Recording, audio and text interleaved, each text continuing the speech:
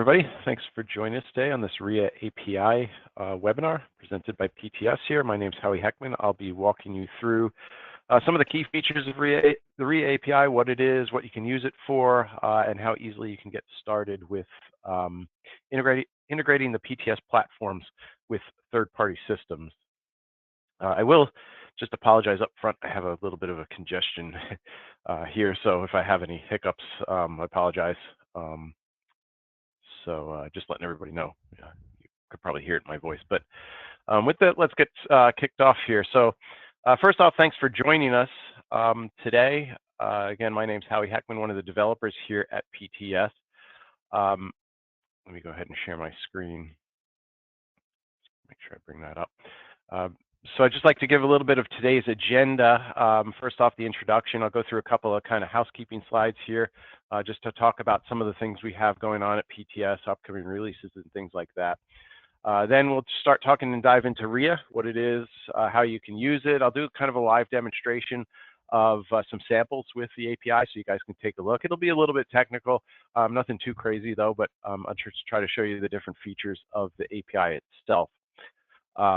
And as always, at the end, we'll have a question and answer period. So if you have any questions as I go along here, please feel free to type them away in the question panel. At the end, I'll kind of read through those and answer as many as you guys send over. As always, if you have questions after the webinar, please feel free to reach out to us. I'll have our contact information up at the end of the webinar.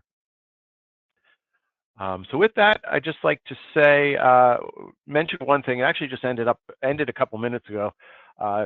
And I like to kind of talk about a little bit on these webinars to try to get more people to come, because I think it's really a great resource for our customers and our users of our software, and that's open office hours. Every Tuesday and Thursday, we have an hour-long presentation. You just sign up for a webinar and you can log in, where you can ask questions with the technicians here at PTS. So as you're using the software, maybe as you're using the RIA API after this webinar today, if you have any questions, you can kind of log into those and just ask them. You raise your hand, ask your questions, and it's a really good platform for learning our products, learning the software and services that we provide in a kind of an interactive environment. So those are every Tuesday, 2 to 3 Eastern, and Thursday, 10 to 11 Eastern. One just ended a couple minutes before this webinar today. So I do like to mention that because I think it's a really great resource that not enough people take advantage of. It's just something we provide to get people up and running with the PTS software. I'd also like to mention some of our upcoming releases here. So we're currently working on actually a new unified account management and PTS portal. For you, those of you that are familiar with our software in the past, we've had a couple different portals for the different products that we have. Whether that be TracerPlus for the handheld side applications you may be putting together, or ClearStream. They've been separate products, separate portals. So we're kind of unifying those into a single administration portal for all the PTS software and clouds. That'll have an updated UI. It's coming, looking very nice, I think. So keep an eye out for that. That'll be upcoming the first quarter of 2026.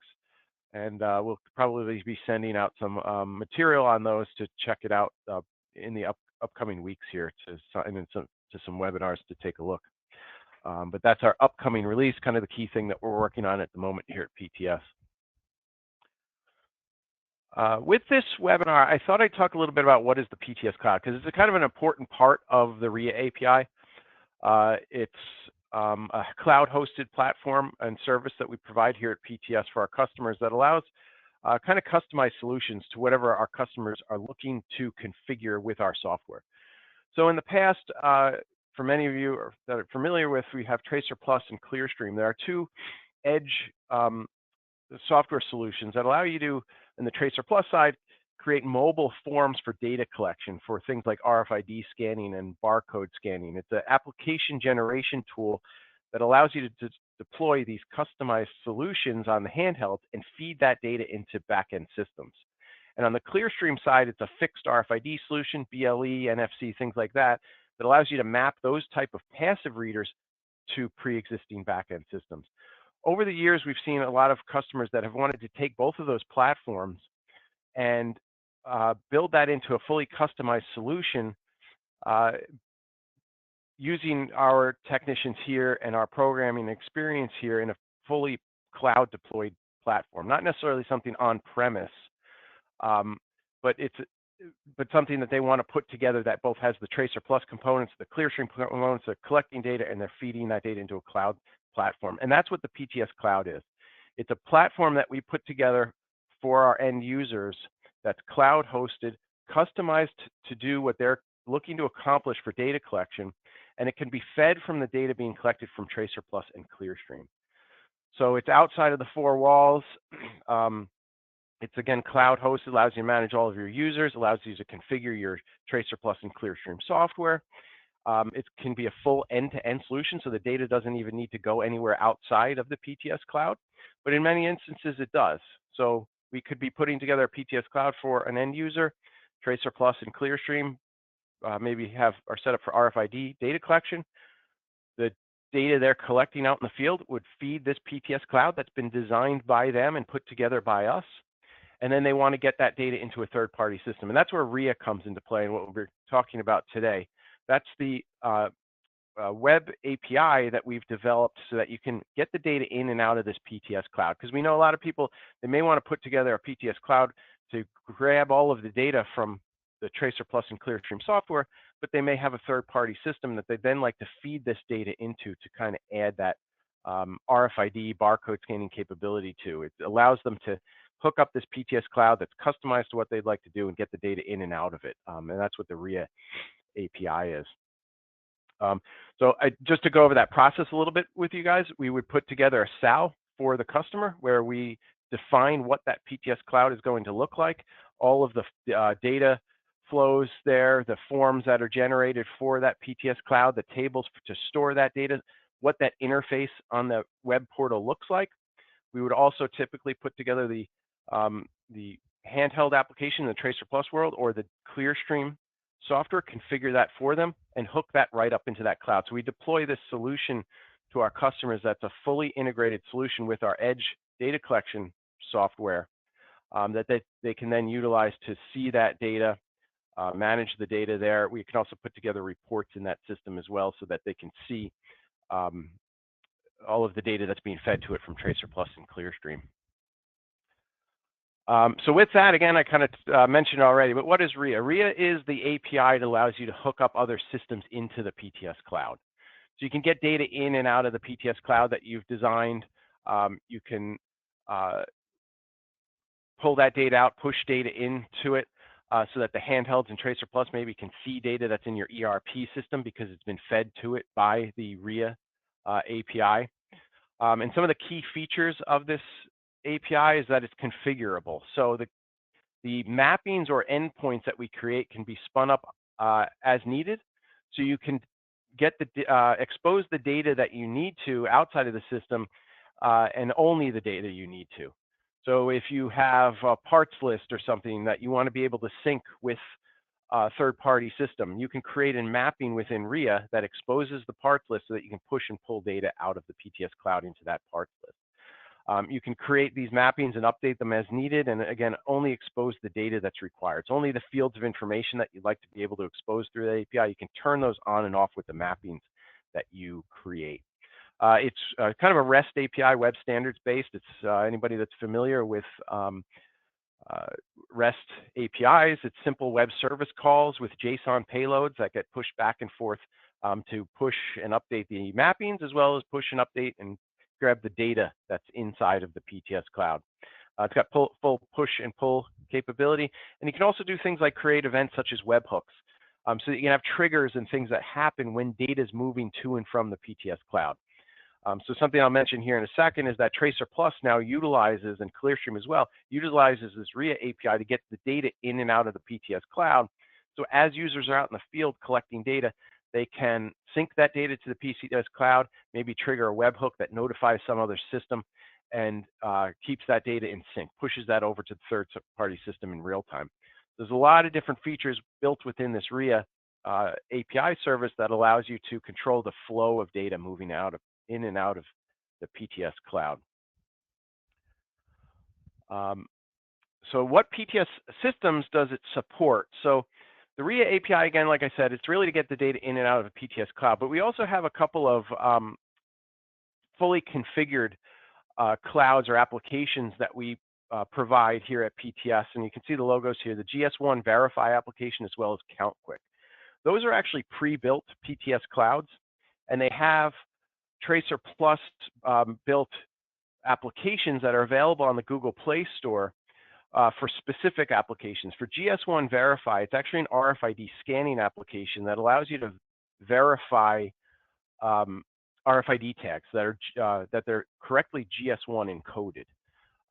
So it's a very fast and easy to use application where you open up GS1 Verify on your Android device, pull the trigger, and it'll tell you if all of your RFID tags are correctly encoded before they're affixed to product and shipped out the door, so that it validates those tags. It even validates that the tags are locked correctly, so that tags don't go out into the world and are reprogrammable by some other third party that could change the data on that tag. So it verifies those tags, and all of those tags and the data that's being collected within that GS1 Verify application on your Android device sync up to the GS1 Verify cloud, so that admins can actually take a look at that portal, see the tags that were scanned. They can take a look at every tag that's ever been scanned in their environment, that they were verified. So if there's any audits that need to be done on that data that's being collected and being verified, they can see that within the GS1 Verify portal. CountQwik is a rapid inventory audit application that we've built in the same way. It's built as a CountQwik cloud that has a CountQwik application that's available from the Google Play Store that you can download onto an Android device. And it allows you to do inventory audits by location or blind inventory audits, all pre-built within the CountQwik client application. And again, it syncs all of its data back up to the PTS cloud. And for that application, it's strictly for inventory audit type applications.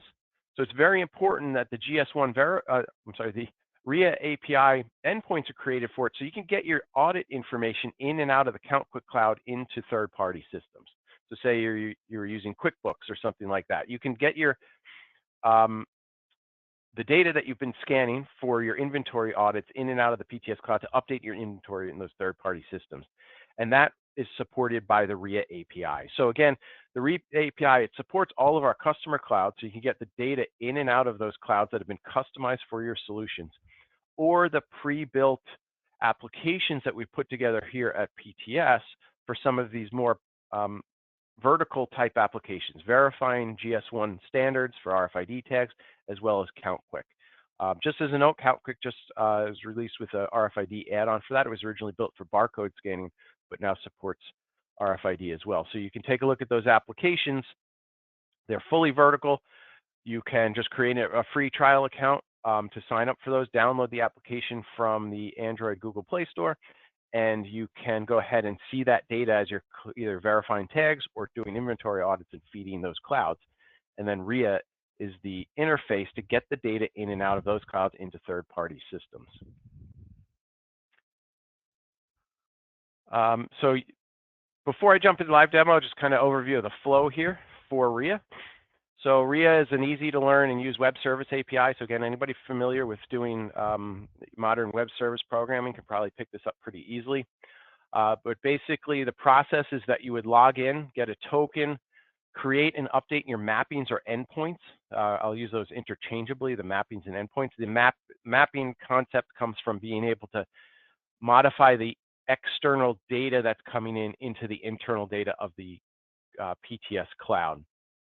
So those mappings are the endpoints that are generated. Every endpoint would then map that data to the underlying object in the PTS cloud. But so basically the flow is you hit API v1/login with your username and password.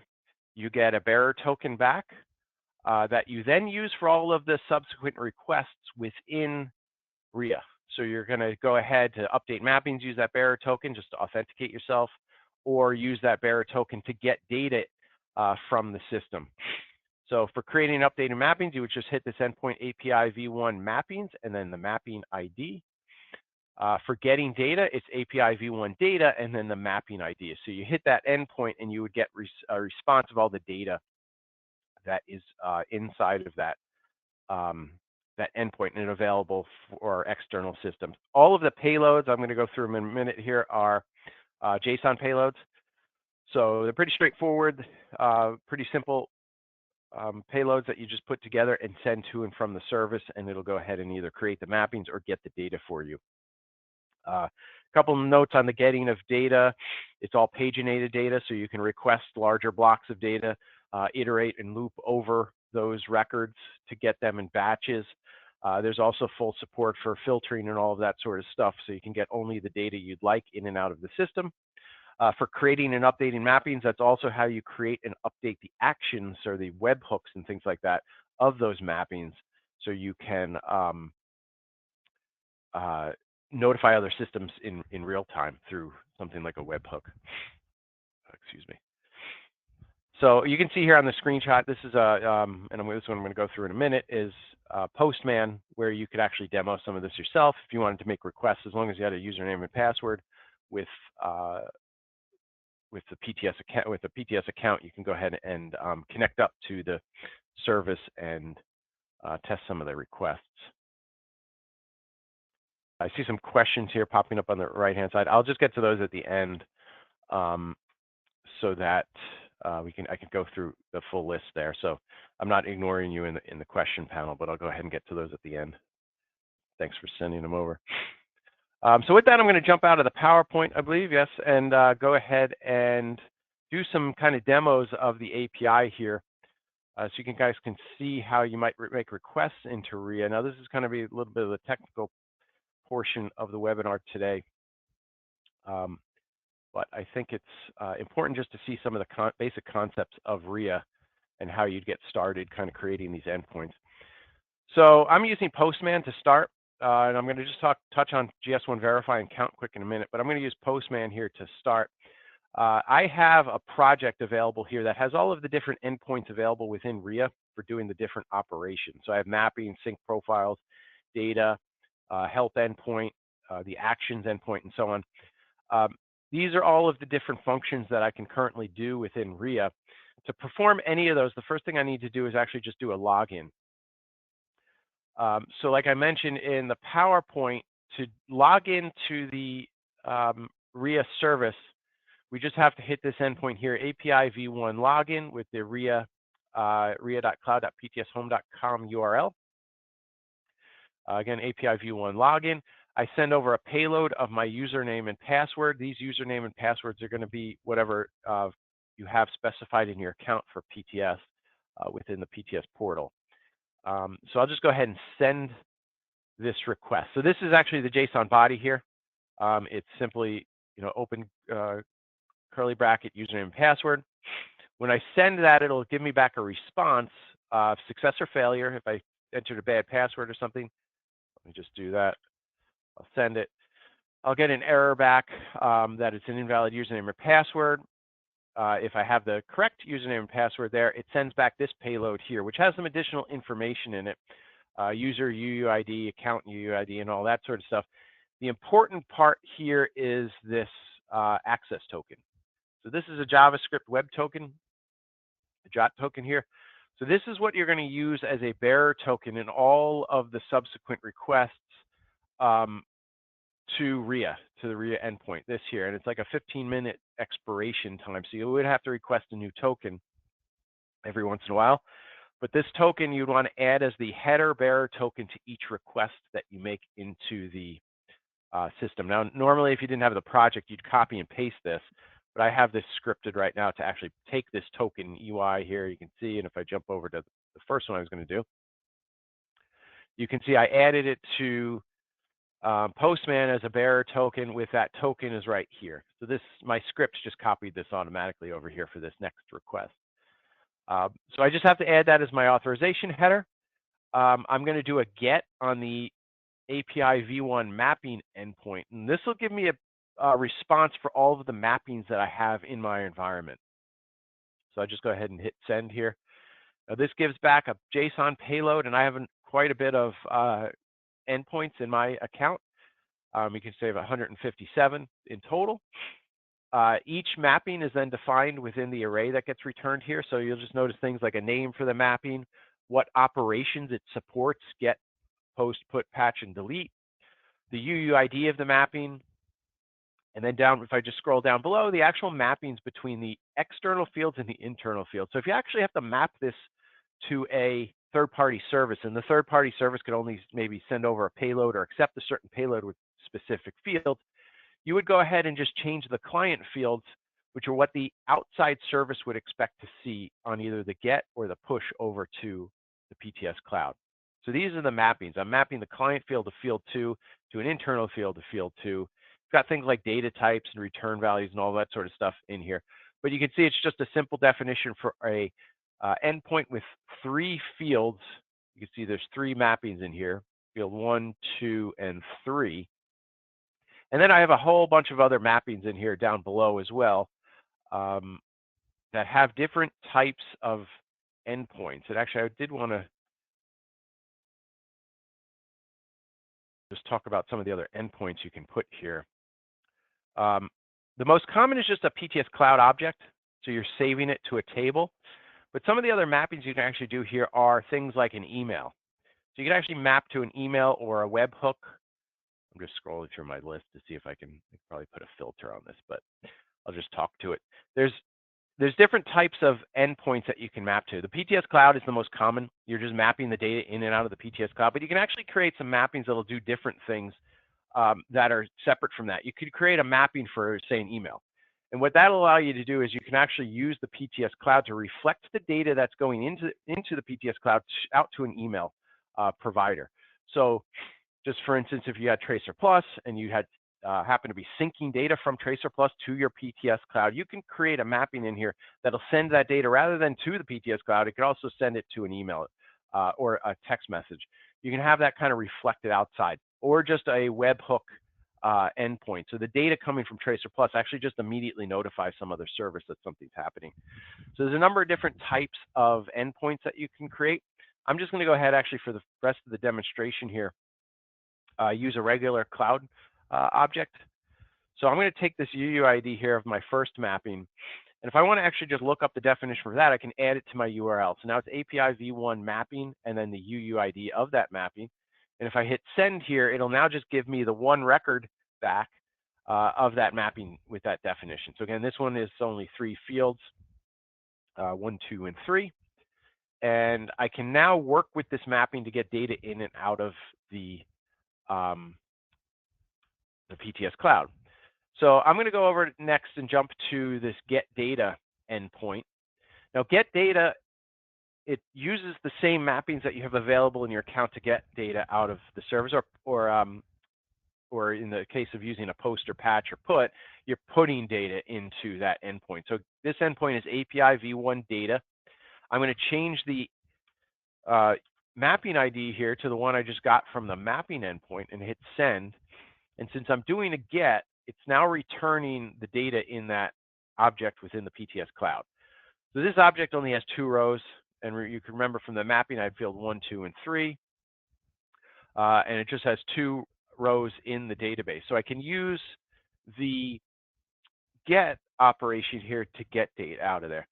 Now I can use the other options here, post, patch, and put, to push data into the service. So I'm going to go ahead and do that next. And one thing I'll mention is that you can get a sample of what your payload to push back into the service is supposed to look like by using the help endpoints. So again, I'm going to do API v1 help samples data and hit send. And this will tell me what the payload needs to look like for this cloud in order to post data.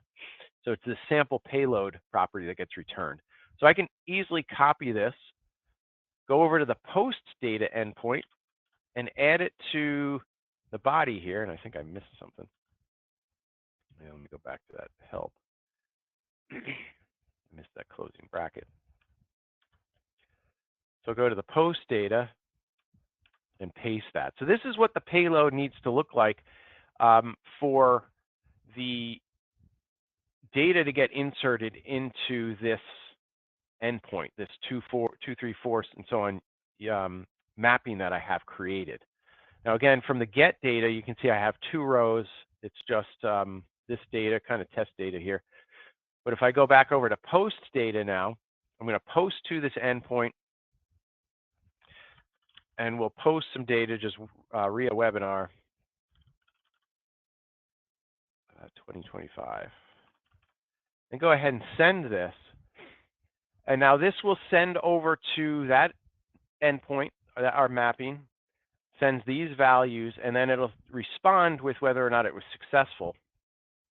So it'll send you the failed count, the success count.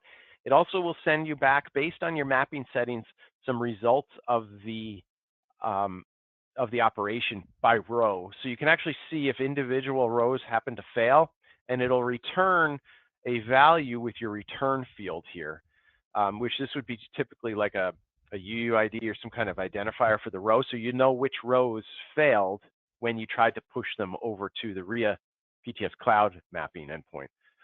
So it'll give you a full response of every row that succeeded and failed.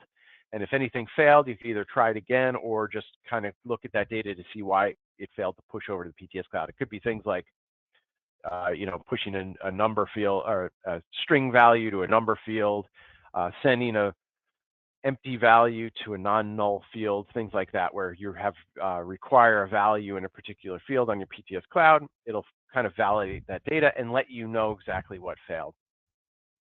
Let's maybe post another row here. Go ahead and send that. And I'll go back to get data, and now I'm going to send for get data. I'll do that. And you can see the two records that I just submitted are now stored in the PTS Cloud and available from the get here by pulling that data back out of the system using a get. So it's a pretty simple kind of setup for both creating mappings, pushing and pulling data out of RIA and the PTS Cloud. Again, anybody that has kind of some web services experience, it's a pretty familiar flow where you log in to get a token. You take that token and you use it for all of your subsequent requests into the service. So the token validates you, gives you that authorization, and then you can go ahead and make the requests to the service to do whatever you'd like. Create data, create mappings, create actions. I won't go into detail about the actions today, but the actions would allow you to get these webhook or actions that you want to fire when when data moves through a mapping. So you could do things like emails or webhooks or even text messages in here. You can see I have a whole bunch of different actions in my database here.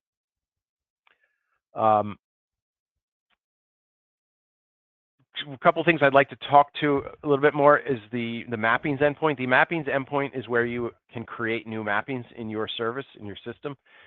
So I just did the get today, but you could basically copy these mappings and do a post for new mappings. And then you define the fields on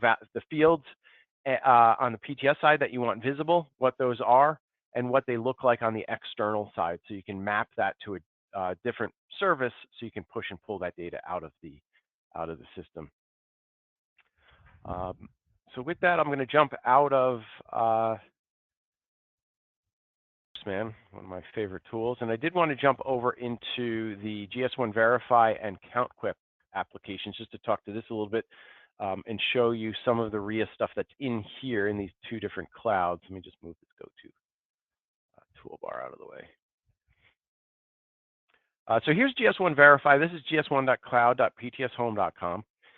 This is where you'd log in if you have a GS1 Verify account, where you can kind of review the data that you've collected on the handheld. Like I mentioned before, you're validating GS1 encoded RFID tags, and you need to maybe audit that or just see the data that's been collected by your GS1 Verify applications. So you can log into this portal here. And from the left-hand side, if you're an admin, you'll have access to all of the different functions here on the left-hand side.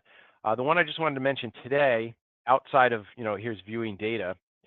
So actually, here's an account that has GS1 data that's been validated and also shipped here, that's been collected by a GS1 Verify account. Now, this is just the table view in the portal, but we actually have in both GS1 Verify as well as CountQwik, we have an API section here that goes through the different features of the APIs that are built, the RIA APIs that are built for GS1 Verify and as well as CountQwik.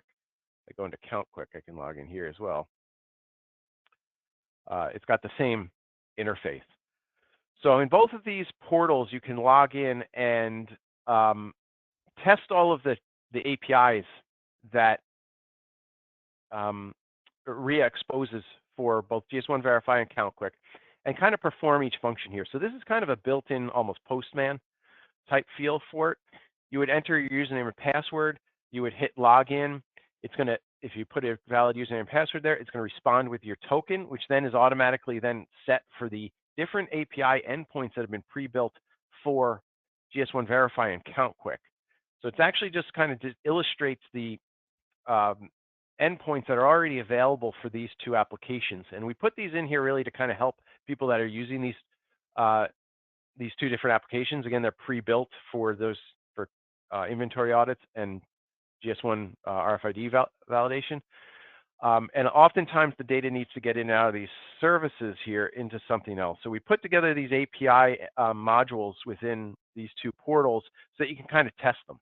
And then you just have to have an application that could do the same functions here to get the data in and out of GS1 Verify and CountQwik. So you can see it actually, just like Postman, allows you to first do the login. You would just enter your username and password here. And once you do the login, you can go ahead and get the data out of those services with the response you'll see here. Some of the other things that are built in that I didn't touch on in Postman, you can add filters, offset, limit, and sorts. These are all available, and they would be available in Postman as well.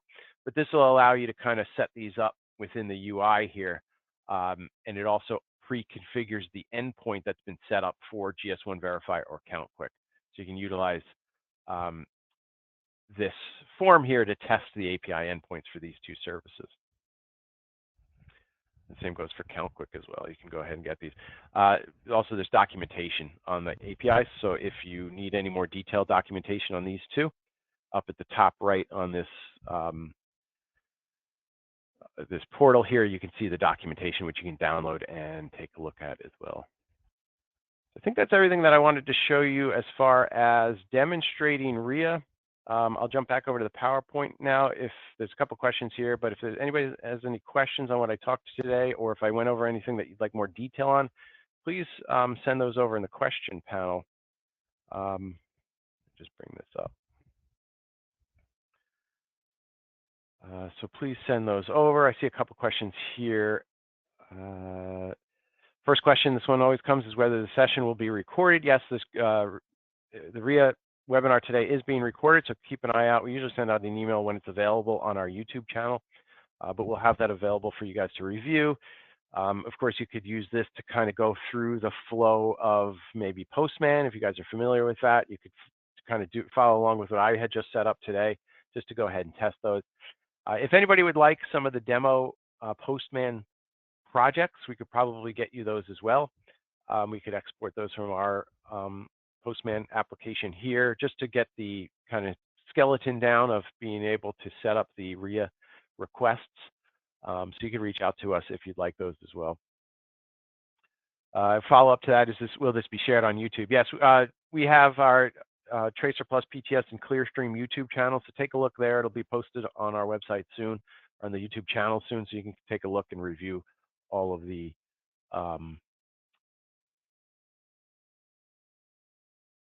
content after the fact. I have a question here. Is on-premise possible? Our customers are wary about cybersecurity issues with cloud solutions. So out of the box, not currently, but this is something that we can do. We would just request that you reach out to us to go over your application.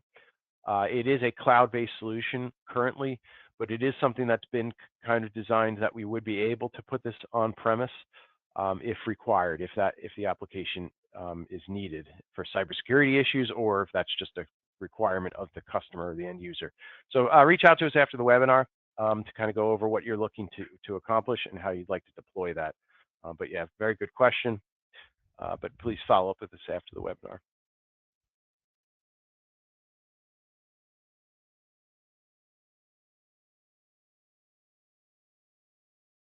Question here, do you have information on the training classes and about how many hours would a customer need? That's a great question. We do offer training here at PTS for our end users. I would suggest reaching out to our sales team to see about getting signed up for some training classes if you'd like to go over their, using RIA. And I should say that the training can be over any PTS product, so it could be using TracerPlus to develop mobile applications for Android, iOS, or Windows, or it could be for ClearStream, setting up your fixed passive data collection through our ClearStream product. So it could be over any of those things, over also the RIA APIs. So if you would like to schedule a training session with our technicians here, I believe those are offered in hour increments, so you could probably take a look at having a couple hours to start. Depending on your technical ability, an hour might be good just to go over what we've talked about here, but you might want more if you want to go over some of the other things with the PTS software. So that could include things like TracerPlus again, or ClearStream, because we can train you on those products and how they're set up and configured for even feeding into the PTS Cloud. All right, I have a great question here. Is there a UI for endpoint creation? Because you've only talked about the Postman side. So this is a very good question. Currently, no. This is something that we're looking to add probably within the coming 2026 year, as a UI that allows you to define these endpoints. Right now, you could only set them up through an API request to spin up that endpoint that you're looking to do. The nice kind of thing about it is you can request an existing endpoint. So PTS could even probably put one together, or the first one together for your PTS Cloud system. And if you just use then Postman, you can get that existing endpoint, kind of look over its structure and just change it as needed, and then post it back to the service, and it'll create that endpoint as needed. But we are looking to improve this by adding a UI on top of RIA, so that you can go ahead and configure these endpoints through a drag and drop interface like we've typically done with our other software, not requiring that it's an API request to spin up the endpoints within the service.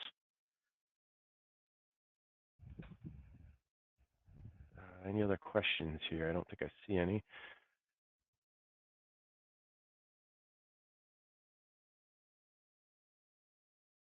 Okay, let me jump over to our contact page. If you do have questions, please send them over. I can go ahead and answer those as long as we're on here. But here's our contact information. If you guys do have any questions after the webinar today, we encourage you to reach out to our team here to get those answered, or to give even feedback on the webinars. We also have some of our social sites here that we encourage you guys to take a look at as well. They'll have things like our latest releases, upcoming products, latest webinars and things, so you can be notified of that if you join some of our social media sites here. All right, I don't think I see any other questions. But I do appreciate everyone's time today. I got another question here. Just popped up. Which are the typical applications this solution is well suited? This is a very good question, and my answer really is it could be really anything. If you're familiar with our TracerPlus and ClearStream products, they were intended always to be an end user configured solution that allows you to design applications based on your needs. So TracerPlus, our mobile application development tool, you can create forms for anything, any kind of data collection process. It could be inventory, could be asset tracking, it could be inspections or route accounting. You can configure those as you need them and add the fields of information that you'd like to those forms. Our intention for our software is never locked down to a specific process. Always make it configurable so you can add things as you need them. So in doing that, in knowing that, when we created the PTS Cloud service, that PTS Cloud service has to be as flexible as possible to handle all of those different types of applications that can be created with TracerPlus and ClearStream. So the PTS Cloud service really can be set up for really any sort of data collection process that you'd like to put in the cloud to capture your data. Could be, again, the obvious ones like inventory tracking, asset tracking, things like that. or route accounting, but it could be inspections of a product that might have very detailed, you know, unique traits that are being collected by the TracerPlus application that are now available in the PTS Cloud. It's not locked down to any particular thing, any particular vertical. It's really meant to be defined by the user so that it can be really any process that they'd like to spin up to. And that's kind of why we developed RIA here, is to make it configurable, is that these PTS Clouds differ so greatly. We couldn't just give a standard API that says, hey, this is the docs, go use them. It has to be an API that you configure for your PTS Cloud so that you can map the objects in your cloud to external services that no one else has. So that was the intention of the RIA endpoints, and why it's flexible and really allows you to just kind of spin up any sort of solution that you'd like to do with our PTS Cloud platform. Looks like a follow-up that. Can you throw some light on ClearStream solution? So ClearStream is our fixed RFID solution. It allows you to map fixed RFID systems into other fixed RFID readers into other systems. So I'll just go to the website really quickly. It's clearstreamrfid.com. It's a mapping tool that allows you to map fixed RFID readers, BLE gateways, dummy barcode scanners, things like that into third-party systems. It's kind of a middleware that allows you to grab data from those passive data collectors and push it into other systems. And those other systems, one of them, like we've talked about today, could be the PTS Cloud through RIA. So it's a fixed RFID product that works in tandem with our TracerPlus product. So TracerPlus is Android, iOS, and Windows, and it's form-based. ClearStream RFID is a passive data collection tool that allows you to get data from fixed RFID readers, again, BLE gateways or dummy barcode scanners, things like that, into a system. It's a passive application. It allows you to collect that data and push it to another application.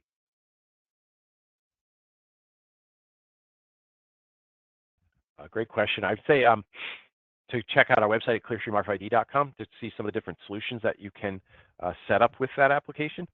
We'll also have probably on there our next webinar. You can kind of take a look, or even open office if you'd like to join us there to get kind of a better overview of some of the detail of ClearStream.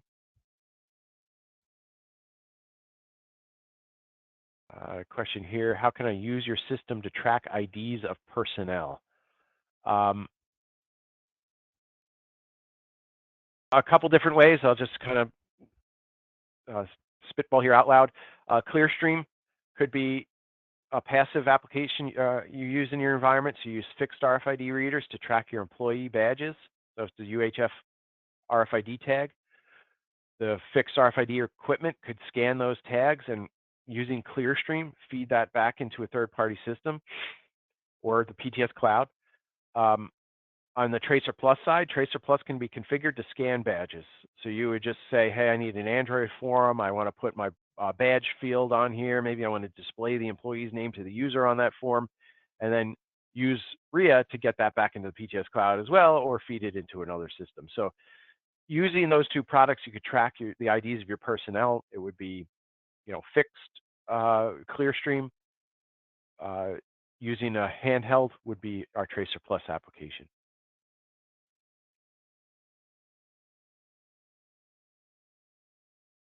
Question here, interesting. Do you have fixed RFID for hazardous area applications? You might need to follow up on this. I know there are, I believe, intrinsically safe, iSafe type devices out there that can be utilized in those environments. You'd have to reach out to us though for the specific models, and I'm reasonably sure there are. There are definitely, on the mobile side, iSafe.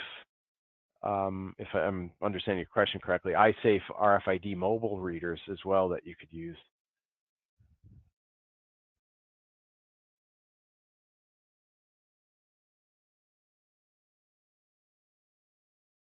Question here, can RIA replace Connect? Yes, in a lot of cases it can. Some of the limitations on it, it can map to web services, email, and things like that, or the PTS Cloud. It doesn't map to local like access databases or Excel workbooks, things like that. So if you're syncing TracerPlus applications to say an Excel workbook, RIA wouldn't be able to do that for you. You would still need to use TracerPlus Connect in order to sync that data to your workbook. But if you're looking to sync to a web service, then yes, you could use RIA in place of TracerPlus Connect. It also gives you the capability of pulling data from web service where TracerPlus Connect never did. Follow, I think this is intrinsically safe class 1 div 1 environment.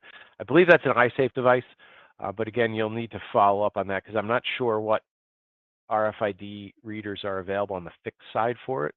I'm sure there are some that we would be compatible with, but we'd have to get that information after the webinar. Other questions? Appreciate you guys sending them over. It's always nice to have good feedback on the webinar themselves. So that's all I see for the time being. I apologize if I missed it. I usually am frantically scrolling through these questions to make sure I read all of them. Okay, I guess if that's all for today, again, here's our contact information. So if I did miss anything, I apologize, but please send your follow-ups to our contact information here. We'll be glad to get that information over to you. And if you have any feedback on the webinars today, if it's good content for you guys, if you'd like it in more detail, less detail, those sorts of things, so please reach out to us. But I do appreciate everyone joining us again, and I hope everyone has a great holiday season as well as a happy new year. But thanks again for joining us today, everyone. Have a great day. All right, bye-bye.